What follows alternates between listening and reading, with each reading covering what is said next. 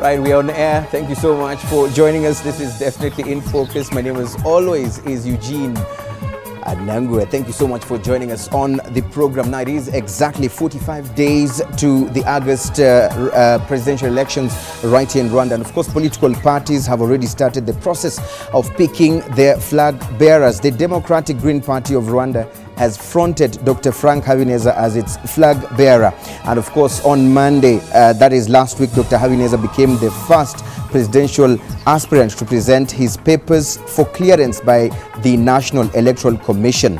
Now, you should also be able to know that Dr. Frank Habineza is making a second attempt at the top job in the land, and he says he does expect to win the hearts of close to 6.8 million Rwandans who are registered and of course expected to take part in these historic elections. The Social Democratic Party and the Liberal Party of Rwanda will not be fielding presidential candidates. They have both endorsed President Paul Kagame of RPF. Now, you also need to understand that there are three independent aspirants so far aspiring to become candidates and of course possibly win the presidential elections in August. One of them is 35-year-old Shima Diane Rwigara, and of course also is none other than Maimana, who is a former journalist, Philippe Maimana, and the third entrant, who is Sekikubo Barafinda. This is the latest entrant in this particular race for presidents right here in Rwanda. Now, the Rwanda Patriotic Front, RPF, over the weekend unanimously nominated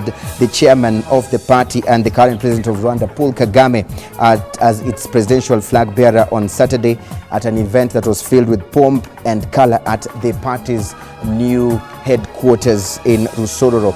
Now, you'll also understand that there is one major statement that President Paul Kagame made when he made his speech, or the acceptance speech, when he was picked as the nominee for the party. And he said that, "I want you to address the reasons that have compelled you to bring me back here." And this is what we're going to be talking about right here on the program. The politics of the elections of August 2017 and succession politics in Rwanda. Let me introduce my panelists right here on the program. With us, we have none other than Justine Babazi, who is a political scientist and also the founder and vice president of Kigali Press Foundation. This is a think tank, and it's the first time I'm also actually hearing about it. I used to think that the only think tank we have in Rwanda is IPOA. No. Thank you for joining us on the program. Looking forward to hearing your thoughts on this. Thank you so much. Also with us is with none other than Dr. Lonzen Rugira, who came in to replace or substitute Andrew Mwenda, who could not be able to join us on the program on last minute. He's actually airborne as we speak right now. Thank you, Lonzen, for accepting on short notice to join us on the program. I'm a substitute teacher. Our dictionaries are actually ready as we await the big words. Also with us is none other than Gonzag Muganwa, who is a political commentator. Thank you so much for joining us, Gonzag. Now, just to set us rolling, we have an election, and not just an election, but a presidential election in just 45 days. And we have people who are seeing this and comparing with what we have in Kenya, for example, which is also going for elections in the same month, but of course on the 8th of August. But when you look at the temperatures right there in terms of the mood of election, and you look at what's happening in Rwanda, they're like, it doesn't look like we are actually in an election period. Does it concern you? Does it concern you, Justine? Sure. This is what the mood is like in Rwanda? Yeah, I think, thank you so much, Eugene. The mood in Rwanda is meant to be that. Mm-hmm. And simply, when you look at the back where Rwanda has come from, this is a demonstration of political maturity. The mood being yes. Cool, quiet, calm, collected yes. is political maturity. Political maturity, mm-hmm. and it is cool, calm, but the direction of events, mm-hmm. the way the events unfold, mm-hmm. Leading to the presidential elections, mm-hmm. Speak volumes, mm-hmm. how people want their country to be led. Mm-hmm. You have seen how political parties are coming together mm-hmm. to second a candidate. But this is not simply a coming. There is a force behind this. Mm-hmm. And what is that force? It is the unity of Rwandans. The unity of Rwandans. Yes. So that is what is attributed to why the mood is the way it is compared to what is happening in the other countries. Yes. Lonzen, what is your thought? Are you concerned, first of all, that we are in an election period, 45 days to go, But some people say that it's Arachechi's turn, you know? See, Africans are spellbound, you know? They appear to be spellbound. It's like there's a problem with order. Something is in order, there's no violence, there's no chaos, but people find a problem with it. Don't you think that there's some curse going on? Consider this. The Europeans decided they are not going to come to oversee the elections here. And people think there's a problem there. Europeans think that the elections, there is no violence for them to come oversee. There is no disorder for them to have reports about. And therefore, there's no reason they should come. And somehow people consider that a problem of democracy. However, it should be a demonstration of an environment in which people understand what they need from elections and they pursue it in ways that in civilized ways, you know? Civilized ways. Rwandans should consider themselves civilized. And the fact that others who are observing Rwanda's processes, they see a problem with it, we have to question their motivations. Question their motivations. Gonzag, same question, same way. He feels that for those answer from them. Yes. It is come because there's no contest. There's no contest. Yeah, the actual contestation of power in Rwanda does not happen in the electoral period or in the electoral process. Who is dominant, who is going to win, it's quite obvious. So it means that, but does he have an opposition? Here it is not visible in this particular election. Okay, there are some individuals who are aspiring. There's the Green Party, which have nominated a candidate. But are they the really people contesting for President Kagame's power? In Kenya, it is because it is exciting or noisy because there's a possibility that President Uhuru could lose. The actual position to Uhuru is inside Kenya contesting the election. The actual position to President Kagame is not in the country. So this is why... So the election...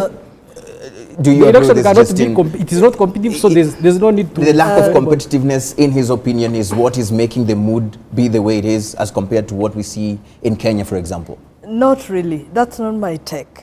And I don't think, as I started saying, that this is a demonstration of political maturity. Like Ronzen just said, violence does not actually demonstrate competition. Not at all. Actually, what we should be seeing is the variation or the competing ideologies. And do we see that today as we speak? Yes, we are seeing competing ideologies in Rwanda. He feels it's obvious. We know what's going to happen. So that is why... I don't think so. I don't think so. Yeah. Because what we are seeing here... Could you... Which ideologies are competing here? They are competing ideologies. Which ones? Why? Because when you look at the agendas of the political parties in the race, then you see some opposition political parties coming to ally with the RPF. It means that here there is a strong agenda that is better than ours. And then when we see the Green Party still, and the Green Party and the rest, that still battling it, there is that feeling that perhaps there is a difference they can make.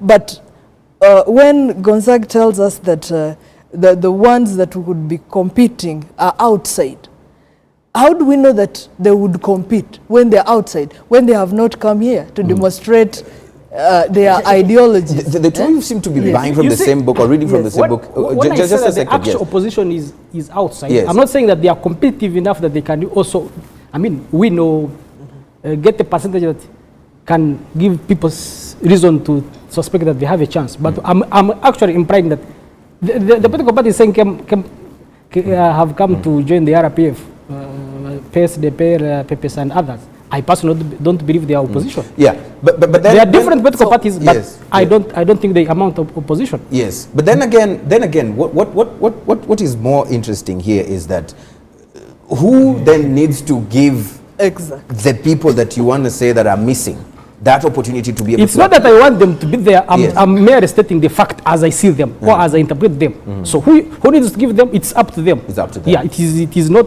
the job of the ruling party to create its opposition.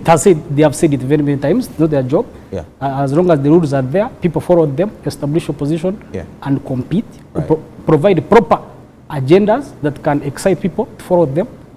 I think in future there will be a time when there will be an actual organized competitive I have opposition. a question, At the moment, Eugene, to my colleague Yes. Gonzague. What do you think is going to make them in future? Because I think there is quiet from the current context. There is enough enabling environment for competitiveness or That one we can political debate. That one we can competition or political idealism that one we can competition. debate. Yes. What is going to create them in future is Yes. ambition. Usually people aspire to high What office. is hindering their ambition, apparently? Yes. There is a generation which who either is most of the political class, as you saw in Sororo, are very nomad and in admiration of President Kagame, so they don't feel they need to challenge him. In future, possibly the conditions will change.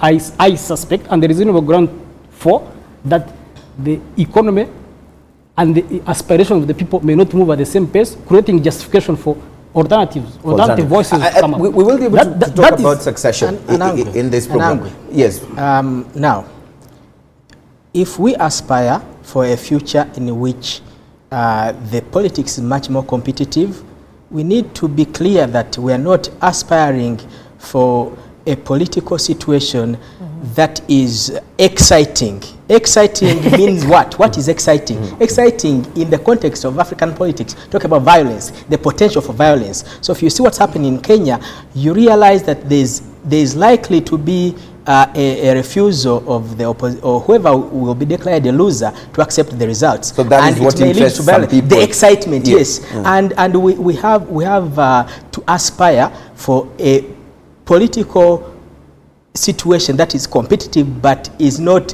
exciting in the traditional way that this excitement is being talked about. There was excitement in Tanzania. Hold on. Can I reconcile the two positions about competition? Yes, the voice of reason is always. Yeah. So I think that that political in the political dispensation we have today, the consensus model, it's not intended to be quote unquote exciting. It is intentionally dull.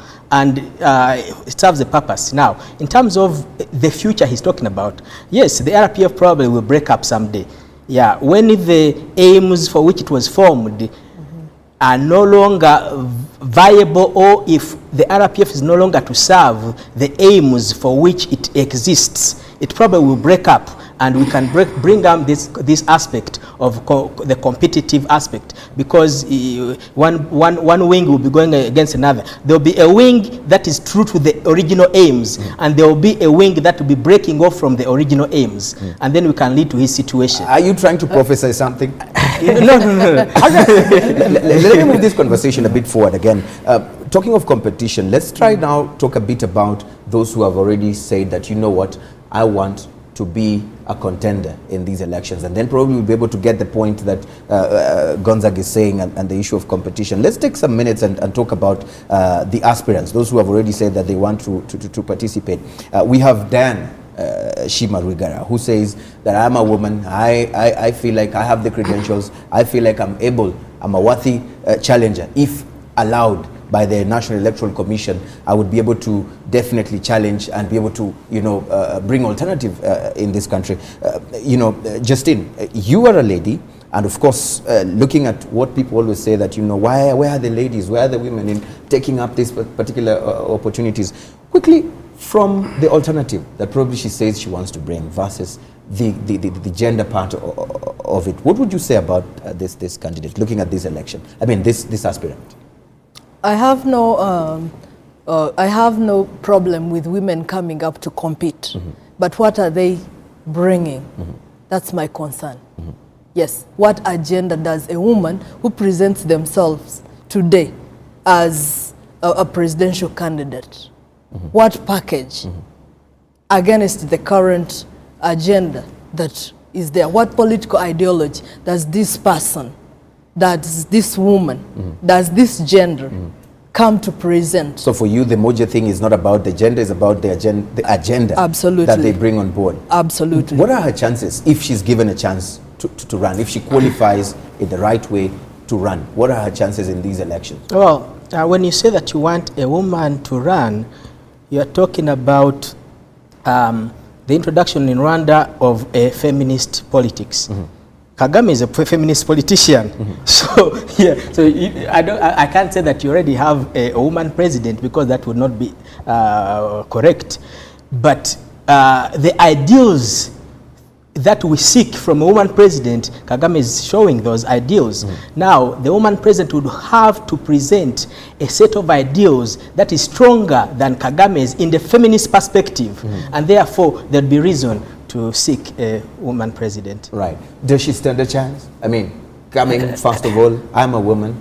Number two, these are the ideals that I would love to. Does she have a structure? You can't just stand for president. I mean, you must have a structure. You must be able to mobilize a core of supporters who organize. Even to get like 2% of the votes, maybe there could be an angry vote somewhere that people just throw there, but no. But we should look at, because she's not the only independent aspirant. We want to sample all of them. We've just started with yes. her. Yes. We could look more at the points she's raising, if they make sense, that is. Are they worthy of the debate during the presidential election? Other than that, the independents, no. Finish your sentence. The independents what? Other than raising points to be discussed, the independent candidates are irrelevant. They're irrelevant. I think that having a parliament of 66% women and not having a viable women president is problematic. However, like I said, we have a president that is very sensitive to the aspirations of women. What that does is that it creates problems in the viability of a woman president, regardless of the fact that there are 66% in the parliament. Right. We all know what happened to her before we move to the next aspirant, who is Felipe Maimana. We know what happened to Diana when she announced that she would love to run for election. Is this an example of what they say politics is a dirty game? If you were to analyze what happened and how she would react, or how she should be able to carry herself after that, if probably, let's say, any other woman out there came out to vie and say, I would love to vie for this political position, and then something like what happened when the nude photos came out and stuff like that, how does a politician deal with that in order to still remain relevant and stay on course? I think this one, the way the events unfolded is very tricky, because this is a person who was not known in the field, and then all of a sudden she appears. You don't know what she's been engaged with. You know, normally they say, tell me your friends, I'll tell you who you are. So where does this come from? You can't easily tell.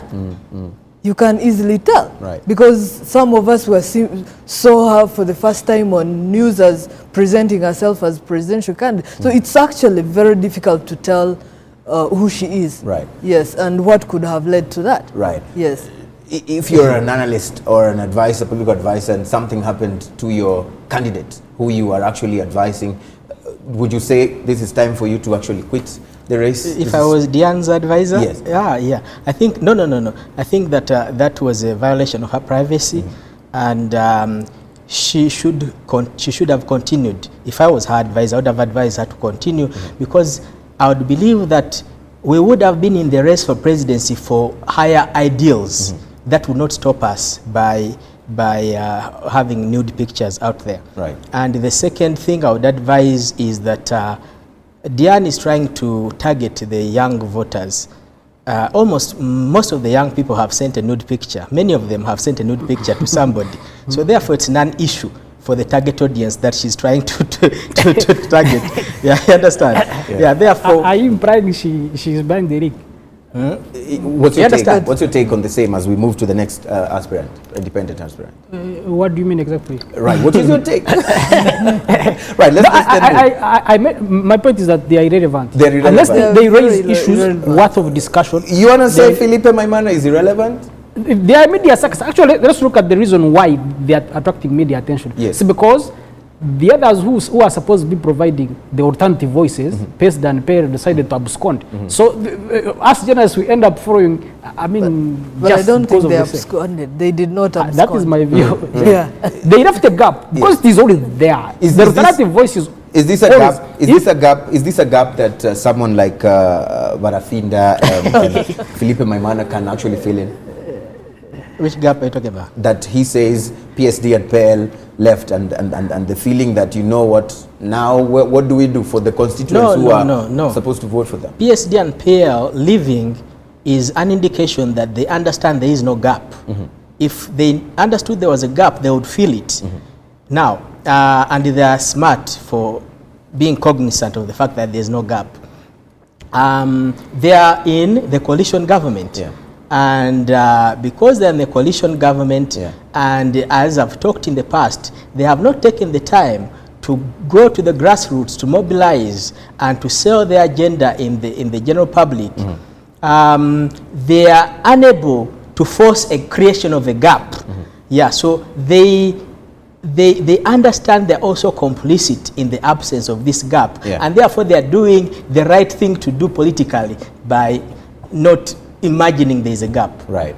Now, let's talk about then Dr. Frank Habineza, because he's not an independent. Gonzag says independence, let's not waste time there. This is what he actually feels. But let's talk about this man who's making a second attempt at the top job in the land. That is the Democratic Green Party presidential hopeful, Dr. Frank Habineza. What are his chances? Going by what we've seen him say, what we've watched him do, you know, and being the only sort of political party that is opposed or fielding a candidate against the ruling party. With Frank, I think his chances are limited. Why? One, what has he done? You know, building a nation does not happen in a single day. Rwanda, the country, has got a history. And I think also the RPF being an appealing political party today, comparing to the rest, actually above the rest, it's because there is a history, there is a foundation that the RPF has laid in doing what? In recreating or reimagining the state of Rwanda, the nation of Rwanda. So when you compare the agenda of Dr. Frank Habineza, the Green Party, Green Revolution and so on, does it really appeal to the concerns? Does it challenge the foundation, the political, social and foundation, political, social and economic roadmap that the RPF has set?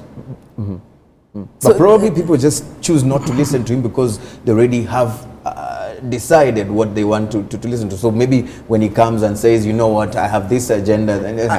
I don't think people have chosen not to listen to any other person.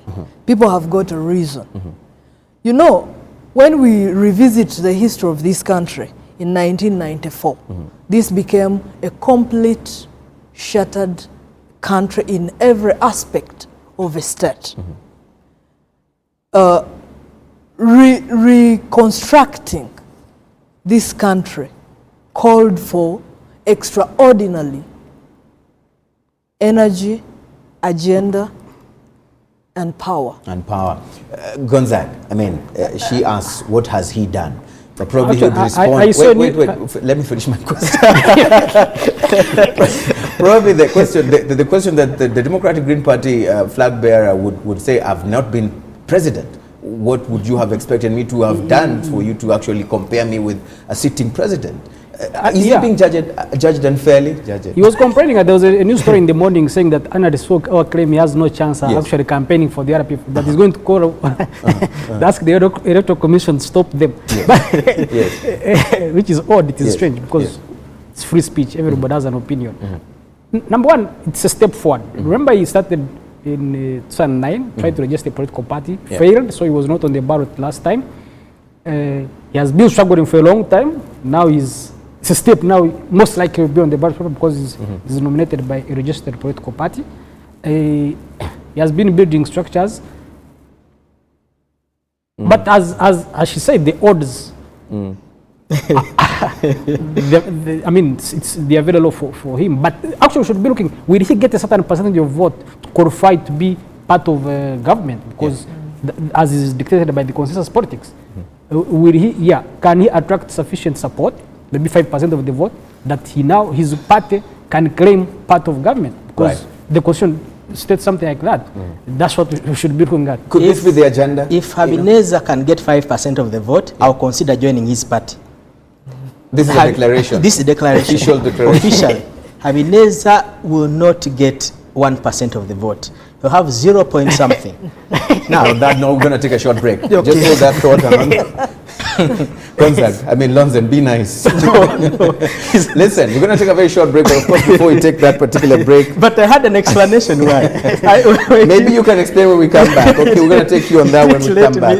We're going to take a very short break, and of course, when we return, we'll be able to move the conversation forward, and that is the issue of succession politics right here in Rwanda. And definitely, there are so many statements that the president of Rwanda made when he was declared the flag bearer or nominee for the flag bearership for the RPF.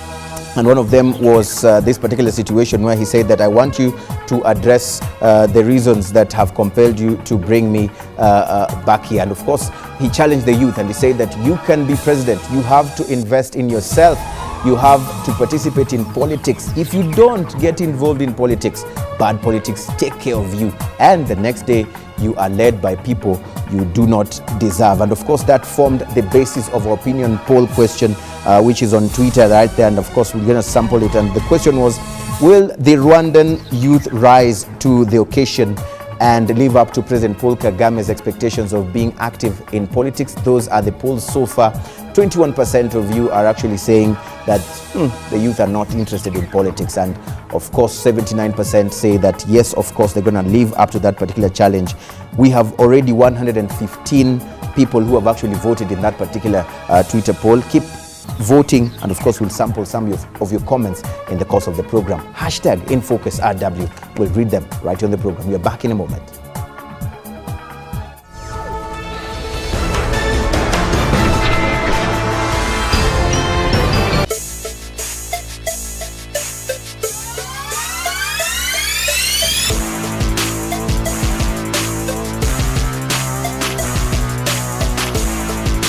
Now that is the smell of a new day, new business ideas, new opportunities, and above all, a new chance to start over.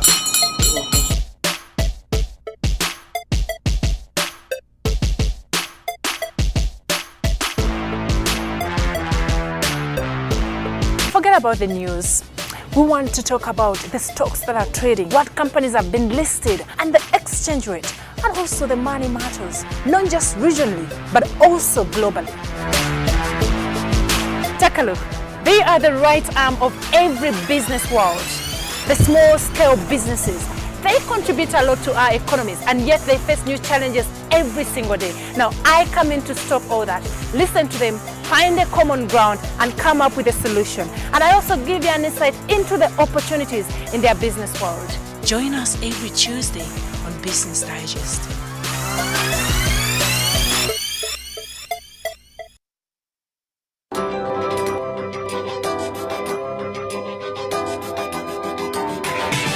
Many people have been asking what we have been up to. Well, we have told the different stories from decision makers, but this time round it will be different. We will be getting head to head with various influencers and get to the heart of the matter. It is not an easy ride, but we'll endeavor to get you there. It will be insightful, informative, and at times we will agree to disagree because we are the bridge to your leaders.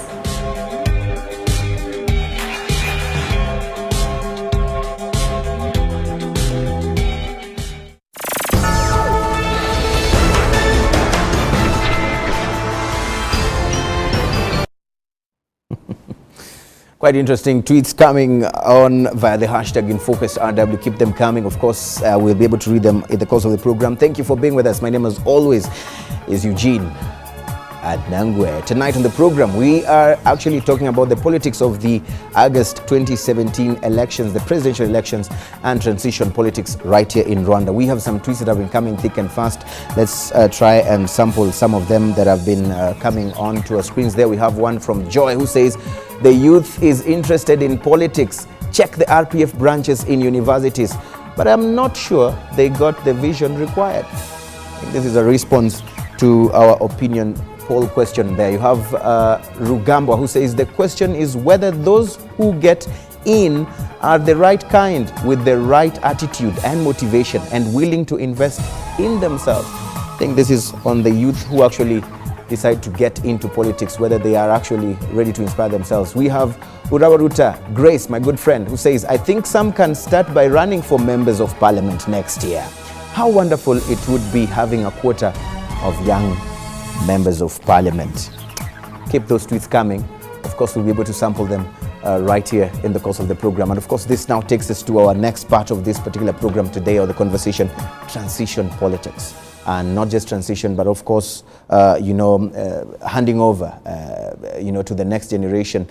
Gonzag, Lonzen, and myself, and yourself as well, we are young. We sort of, in one way or another, fall in the bracket that the president mentioned right there, who can be president, or who should be interested in politics. And let me start with you, Gonzag. Why are you not a politician?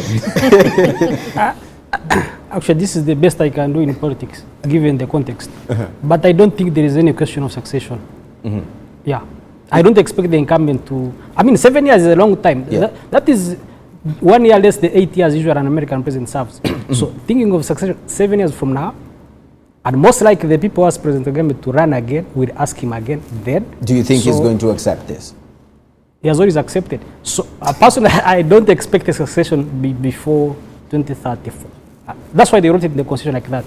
So there's no question of succession. Your take on succession politics here. And he says that President Paul Kagame is likely to accept if he's asked again after 7 years to run. First of all, Gonzag says that his lack of interest in politics is because of the context. I don't know what he means. So if you could clarify, then I can answer you. I'll clarify. For several years now, I've been asking for a reform that would allow mayors to be elected by universal suffrage as a ground where somebody can have a direct authority to run a district, then he can claim to be able to run a government at the national level. That's the context I'm talking about. So if mayors will be elected, then you would join and go and contest for being mayor. It would inspire me because I would be able to have a direct mandate with the manifesto. I can report direct to voters. I implement or fail, then you decide whether you can run for president or not. As long as those structures, we understand why we have a parliamentary system where they use party lists rather than constituencies. There are many reasons which are justifiable and make sense. But all that, because of how political parties are organized, even these youth, they are talking about, it's parliamentary election next year. Could we see evidence, somebody tweeted about it, that actually the youth who are willing to join politics will be given the space, the encouragement to compete and get on those lists fair and square? That's the context I'm talking about. Justin, you'll come in because you promised to pick up. Let me bring in Justin here, because specifically on the issue of challenging the youth to actually participate in politics, be active members of in politics, contest for these positions. You can actually be president. But the challenge is that some young people feel that they do not have role models or enough young presidents as role models who they can look up to and say, you know what, country A and B and C have young, youthful presidents who are actually successful in what they're doing. So I can be like them, because they feel like the average age of African presidents is beyond what we call youth. You know, could this be one of the reasons why young people are not interested in politics, particularly going for presidential positions? But I don't think so. I don't think the young people are not interested in the presidency. No. Just take what we are seeing here now, and the current leadership, the current person of the president, and we can easily say, and we can conclude he's a youthful president. Take another example of the former U.S. President Barack Obama. So what the youth we have today, those who are interested in politics, they are role models, they are mentors that they can easily pick on as their mentors, as their role models, get inspiration and get on the roadmap of politics. But the challenge I see into this is that the African politics have been politics mired by tribalistic tendencies, which tends actually to discourage the current youth on the African continent, because I think part of the backwardness or the poverty that is ravaging some of the African societies is deep-rooted in these tribalistic politics. And so the young people say, this is not my thing.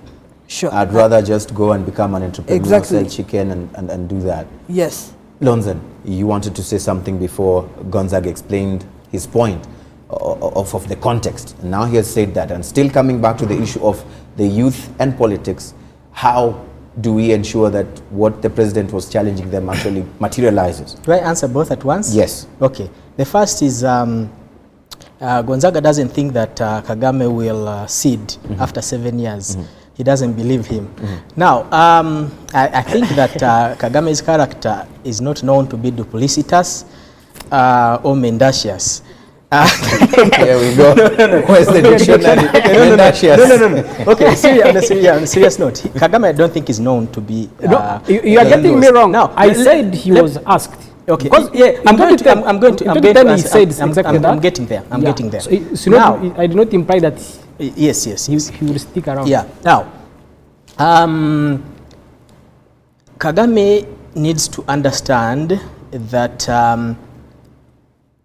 at some point he needs to say no to whoever is pushing him to continue, and that is he needs to ensure that he's not held captive.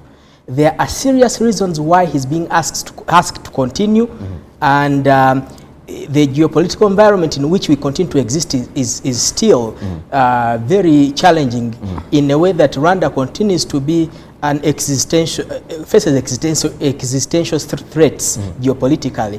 And this was revealed over the past 5 years. 2010 mapping report, 2012, 2013 M23 crisis, the intervention brigade that was sent in Congo, and we are not sure what its relation with Rwanda is, especially given the fact that it had Tanzanian, South African troops, and the two states were hostile to Rwanda. We have the BBC. So what does that have to do with transition? I'm talking about the geopolitical environment that is hostile, that perhaps created the conditions that forced Kagame to continue.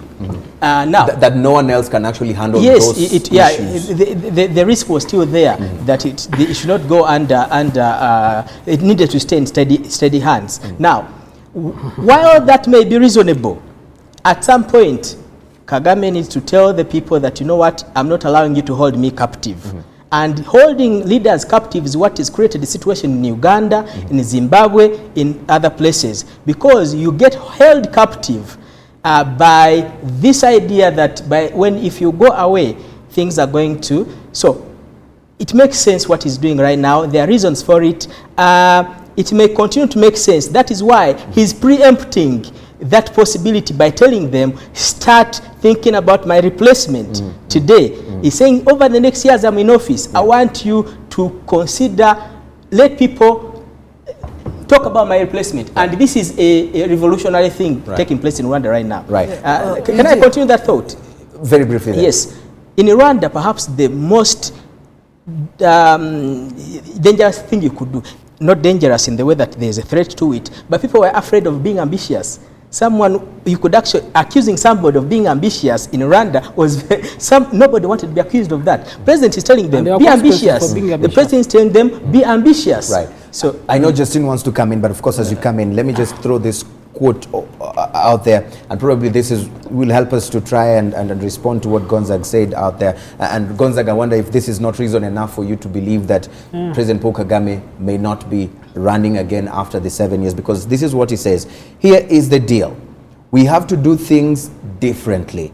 And I'm hoping that can also be appearing on the screen in a very short while. He says, here's the deal. We have to do things differently, work harder so that the 7 years coming give us some kind of transition. This is what he was actually saying. And of course, we must work harder so that what made you ask me to stay longer can be addressed in these 7 years. Isn't this enough reason to show you that, look, the writing is on the wall? Just the next 7 years should be enough for you guys to deal with what he's actually saying, that he could actually be a transition period. Yes, we can look at it on two sides. Yeah, he is assigning people. He did assign some people similar work in 2012 during a similar RPF Congress. We saw the result. In the circumstance, they don't remove those obstacles. What will he do? Because he's the leader. And we were talking about youth. Actually, he became leader when he was young. In 90, when he repressed Wijema, he was 32 or 33. And he did, incredible work at that age. Yeah. Given the obstacles he faced. So what will he take direct leadership? Other revolutionary leaders like Mwalimu Nyerere, they directly took leadership and made a decision. So if the people he is assigning in his party don't meet up the challenge of those who have ambition to coming up and showing that they can actually do the job, he will have to take leadership. And at times you need even 2 weeks to decide on the succession. Boris Yeltsin did it in a few days, and Putin was from somewhere because he just got a hard man, and the country benefited much better. Yeah. So at the end of the day, it may be him to make that decision. But usually, revolutionaries don't retire. So I'm still on that. Just you wanted to come in, and I want you to just also go in the same line of succession politics. 7 years, we need to actually deal with those issues that made you bring me back here. Yes. How? What should we be looking at? And how do we achieve this in the next 7 years as a country? To begin on the note that Gonzaga just said, that revolutionaries do not retire. That was not Lonzen. No, Gonzaga, yes. sorry. Those names tend to be almost the same. I don't want to buy into this because the type of leadership His Excellency the President Paul Kagame has demonstrated shows us that it is not about one size fits all. That's one thing that we are seeing. And again, when we come back to what Ronzen said, that the threats, the geopolitical threats that we are seeing today, probably led to the people being uncomfortable to get into battles that they don't understand properly. I don't want to go that way because given the trend of political, socio and economic development in Rwanda today, I wouldn't shy to say that the country has taken off into from the state of emergence to a development stage. And the agenda is very ambitious. So how do we start seeing, or how do we as citizens, as political parties as well, start creating this person who takes over, from President Paul Kagame and relieves him this kind of task that he has that made people actually bring him back to that particular position that he's in again as a contestant or as a candidate in this coming elections? What should political parties be doing right now? What should citizens be doing right now to ensure that we have a qualified person able to probably continue on the progress that the country has been continuing on? The political parties need one thing. They've been, the roadmap is set. They have been inspired. They have a model leader. So all we need to see is consolidation of the agenda and actually taking it to the next stage, seeing it into how seeing the political parties, even particularly the RPF, because the ball is in the hands of the RPF cadres to nurture somebody else. You see, wait before I conclude my point. Yes. There are two things. Yes. The leader has inspired. That is one. So asking people to get on the road to thinking about what is going to be the next step. Two, as a leader who is a model leader, is nurturing. We shouldn't be taking what he's doing, what he's telling us, for granted. We should not take it for granted. We should be learning. Exactly, learning, taking lessons from him. Yes. If in 7 years, Rwanda is facing serious threats, security threats especially, and Kagame leaves, it will be responsible of him to do so. It will be irresponsible of him to do so. Especially given the fact that the constitution would allow him 2 more terms. Now, that is why he has to balance the responsibility he has towards Rwandans with the fact that he can't allow to be held captive. That is his own assignment, the same way he gave us an assignment. Yes. So my prediction is being justified. Now, what I was saying, okay, there is the way how the conversation is going, not just here but in the country. It's as if finding another president is, I mean, it's so complicated, so hard. How? The RPF just open up, take their members. We have a primary. Who gets the biggest votes? Is it as simple as that? Yes, you feel absolutely. It's as simple as if they have been in power for 20-something years, and they have shown they are capable of serious mobilization and identifying talent, so within, if they opened up competition, it is as simple as that. So transition itself, yes. you were talking about geopolitical issues. Actually, I think even transition itself could be a solution to help solve geopolitical issues. In Tanzania, the change from Chikwete to Magufuli, you saw how much it transformed the relation between the two countries. I think now, I think that opening up he's talking about happened yesterday. The man told the people, be ambitious, seek the presidency. What are you afraid of? So now we had a culture before yesterday, there was a culture in this country where people were afraid of being seen to pursue the highest office in the land. But the man told you, pursue this office. Yeah. We shall see in practice. Now, It's good. Now, because been said. the thing was said yesterday, and you're already disqualifying it as if give it a chance. Now, we have been here. We have seen a lot. Second, we have seen.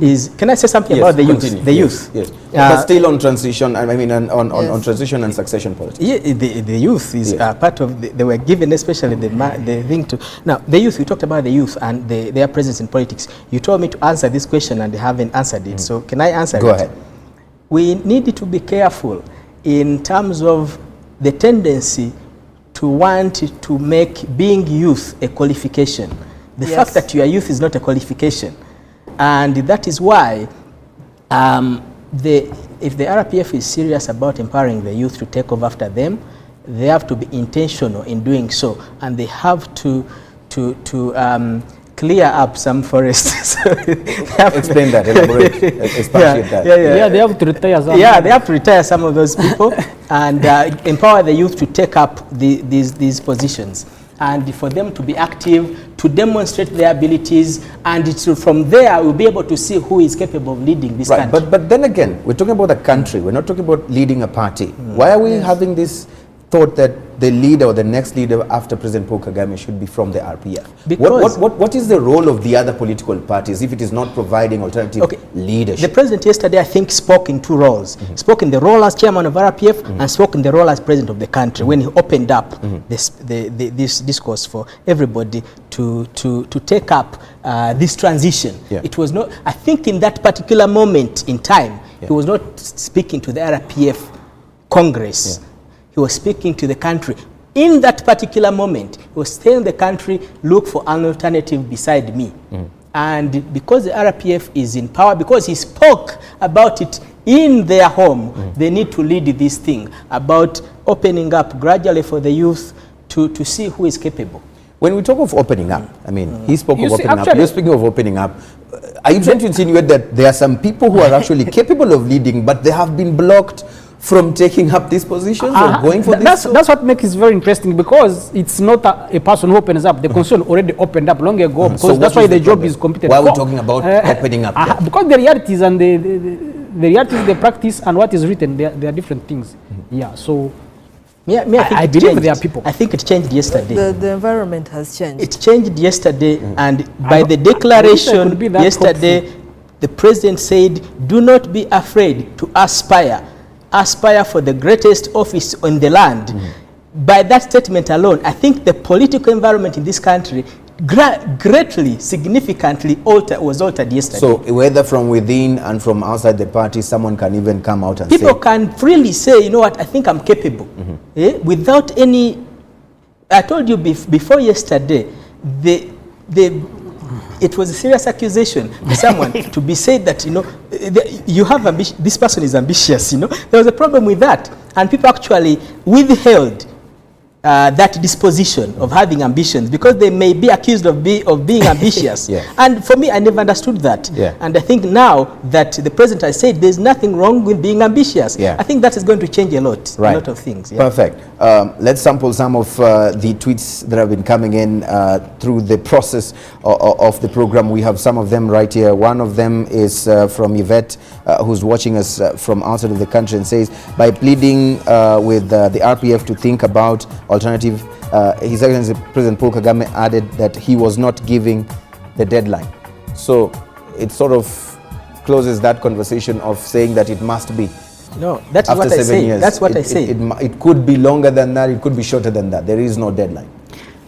But that's why I said he has to do this responsibly. Yeah. If we are in, let's say something happens, Yeah. hopefully nothing happens. Yeah. But Yeah. if there is a serious threat to this country, it would be responsible for him, especially because the constitution allows him to continue. Right. Therefore, this is something he has to judge on his own judgment. Yeah. His own judgment has to prevail in such a way that it is responsible. Right. Let's sample some more tweets. Then we come back to you. We seem to be having also most of our viewers who are watching us, and they're sending some of their tweets out there. Let's sample some of them if we already have them. And of course, we'll be able to do this really fast. Rugamba says that maybe a leadership development mentorship program by President Paul Kagame would be a good start to tap into his wisdom. But of course, last week on Sunday, we had one of the RPF senior members telling us of a school, of availability of a school. We have another one right that says that yes, with a conducive environment to engage and train them for that purpose, it is not too young to run. I think this is still in relation with the Twitter poll question. In my view, youth is urged to be conscious of Rwanda's past as they seek to contribute to socio-economic development. Ruda Kemoniki, thank you so much for that particular tweet right there. So as we probably move closer to the end of the program, what is the narrative that the August 2017 presidential election is creating out there about Rwanda? And you know, the whole political process, including the succession politics, as far as that is concerned. Let's start with you, Justine. What sort of narrative do you think is this election should create about this country? When someone talks about the political process in Rwanda, then this is what they need to be saying or thinking about our country. Our country is rebuilding and actually has taken an affirmative action. Yes, very briefly, yes. Yes, has taken an affirmative action to again reaffirm its existence on the African continent. Right. That is one. And how are we seeing this? We are seeing this in the development and political trend that the current leadership is taking. Right. Look at the investment relations. Right. That the So there's progress yes, against what we already have. Right. I'm going to cut you on that because we're out of time. Lonzen, your quick thoughts as we move forward, as these conversations continue to build up, what is the narrative that we're creating in our country as far as election and political space and succession is concerned? The election is fully funded by Rwanda. Congo cancelled elections because they were not getting aid for it. And Congo is a much richer country than Rwanda. Anyway, Rwanda is fully funding the election. And I understand that it is very difficult for people outside of Rwanda to understand what's going on in this country, but it's not that important. It's not so important that they should understand. Not so important. Gonzaga, very quickly, just one line. In 2010, the campaigns were more of a celebration because the previous term had been a very big success. And the people responded very positively. I went to many of the president's rallies, you could see it. Now I'm going to see, is it going to be a celebration, a triumphant tour of a country like it was the other time? So that would indicate whether, he's still appreciated as he was that time. Right. Perfect. We are out of time. Thank you so much for being... No, you can wait. I'm the only one who's allowed to stand because I'm the boss right here at this particular moment. Thank you so much for watching. Of course, for your tweets that have been coming in, you say, definitely agree with Lonzen. Youth should be empowered to take over. This is from Butera. Axel Mutezi says, we have seen a lot quoting Gonzaga, and says Gonzaga is something else. Thank you for watching. And of course, we had our Twitter poll question, and it's time to sample some, or of course, the final result of how you guys polled out there. This is what we have so far. 123 of you actually took the poll 5 hours ago. And of course, 81% have said that yes, the youth of Rwanda are going to take this particular task or this challenge by President Paul Kagame to be active in politics and possibly run for presidency. This is up to you. This is actually your country, and of course it's important that you take a key role in actually shaping what happens out there. So we'll be able to see you again next time, same place, same time. We're hoping that after the National Electoral Commission announces the qualified candidates for the election, in the presidency election, we'll be able to host them right here on In Focus. We're looking forward to that. Keep it in focus, RW. My name, as always, is Eugene Anangwe. Goodbye for now. Thank you, man. Thank you.